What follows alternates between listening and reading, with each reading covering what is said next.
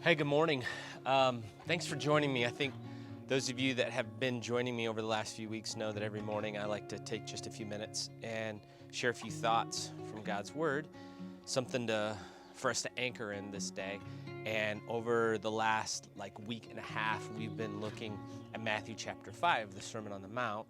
In particular, we've been diving each day into a very specific beatitude that we sort of find ourselves in. And so today we move into Matthew, we're chapter 5, and we're in verse 7. This is Jesus teaching a multitude of people. He says this: "Blessed are the merciful, for they shall receive mercy." Blessed are the merciful. I have a friend, his name's Chad Brugman, and I remember years ago, he said this in a talk that he was giving, or maybe in a conversation we were having, that our natural inclination or disposition is to want mercy for ourselves, but justice for everybody else. Can you relate to that? Like the idea that we want people to look upon us with mercy and to extend something to us that maybe we don't deserve, which is the essence of mercy. To be given gracefully something that you don't deserve. And yet we look at our world around us, and too often I think we see things that are happening and we want judgment for them. And I love this beatitude because it sort of puts that on its ear and says, if you want to receive mercy, then you can't be just a justice seeker, right? If we want to receive mercy, we have to learn how to be merciful.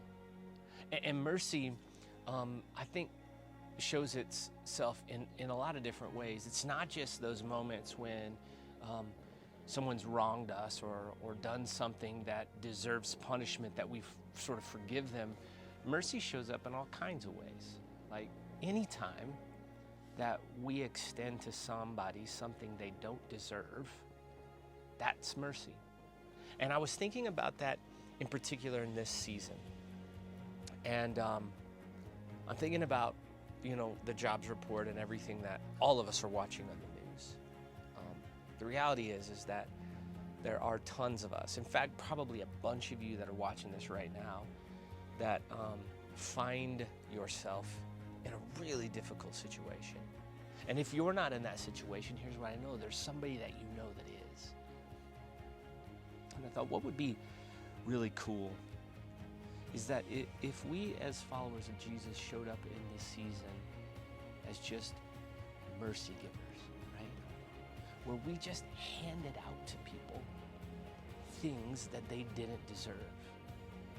And so I'm gonna ask you today, what would it look like if you were just today a mercy giver? And maybe that means you make a phone call to someone or send an email to someone that offers forgiveness. But maybe more specifically, what if we were mercy givers from a generosity perspective, like the things that we've been given?